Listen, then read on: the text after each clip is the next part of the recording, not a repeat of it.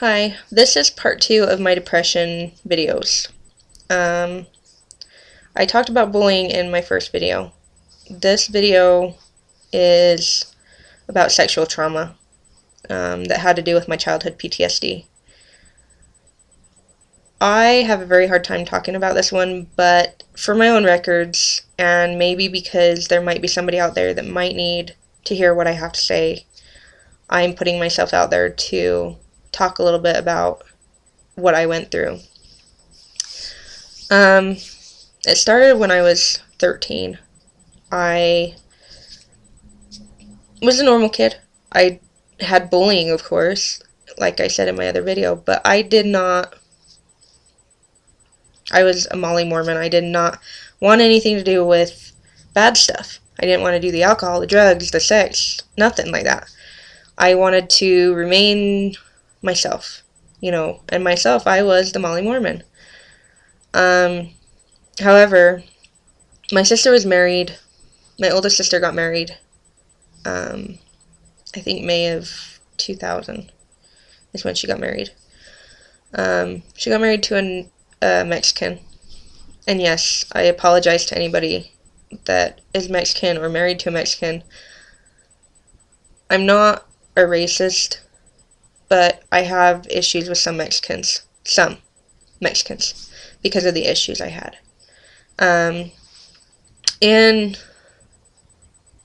within a couple months of her getting married to this guy, we went to Lake Powell in southern Utah for a camping trip, and the whole family had gone in to Bullfrog to go to the store, and me, my oldest sister, and her husband had stayed because they were taking a nap in their tent trailer. I was in, laying down. I had a big sunburn or something, in our fifth wheel, our little fifth wheel. And I was up on my parents' bed, sleeping, and I awoke to being touched. I was like freaking out because he was kissing me and touching me inappropriately, and I freaked. This one, I've never gone into detail with anybody about it other than psychiatrists because it was minor compared to other times. But I pretended I was coming awake, even though I already was. I just hadn't opened my eyes. I pretended to move and stretch and stuff like I was coming awake. And he took off. And when I was going to bed, when I was going to sleep, I remember my sister and her husband arguing in the tent trailer. And I was like, well, I'm just going to ignore it and take a nap. Because I was extremely exhausted, probably from playing all the time and having a sunburn, whatever. But I didn't tell my sister. I did not want to put her through that. I was like, okay, she's already gone through so many bad relationships. She doesn't need me to cause problems in her new one. However, I learned what a mistake that was a year later. We ended up moving out of our house in Hurricane when I was 14. But before we did, that was when my parents decided to become snowbirds. So they bought another fifth wheel. They got rid of the 19-foot fifth wheel. They got a 24-foot fifth wheel. And my sister got a 40-foot fifth wheel, so she could live in her fifth wheel. Because we're very poor. We couldn't afford to live in houses at the time. We could afford RVs and trailer parks. My mom was working 3 jobs and stuff just to get by. And my dad's disabled, so he couldn't work. But I didn't tell my sister when that happened. I just went on with life. I said, whatever, I'm just going to get over it. It happened, whatever, I don't need help with this. And it didn't affect me.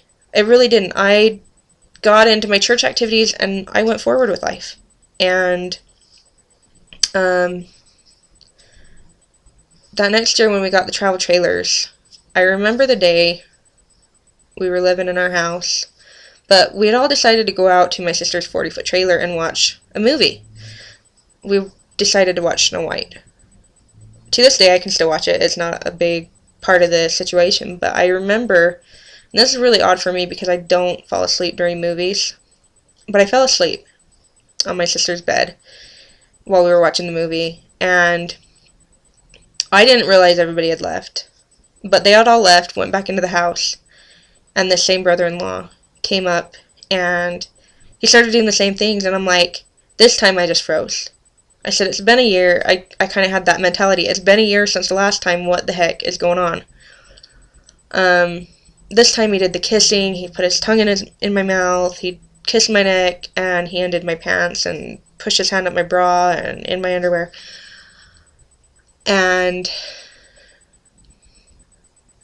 I had a very hard time with it.